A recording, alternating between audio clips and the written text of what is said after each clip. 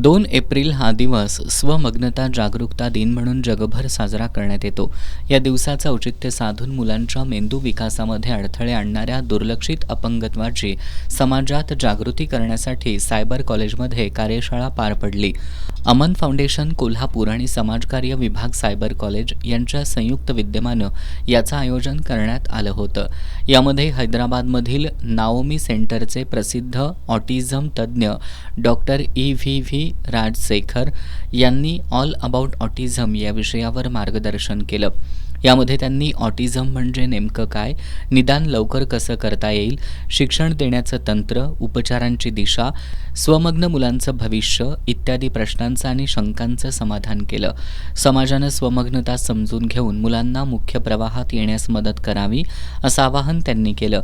यासह प्रात्यक्षिकं, role play याद्वारे विषयाची रंजक पद्धतीनं मांडणी केली.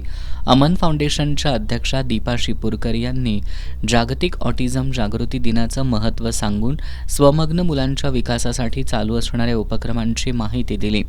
अमन फाउंडेशनला दिल्या जाणाऱ्या योगदानाबद्दल सीमा पाटील, डॉक्टर चैतन्य शिपूरकर, शैलेंद्र कुरणे यांचा केअर विकास केंद्राच्या स्वमग्न मुलांच्या हस्ते सत्कार करण्यात आला. याप्रसंगी सायबर कॉलेजचे प्राचार्य डॉक्टर PVG शर्मा यांनीही मनोगत व्यक्त केलं.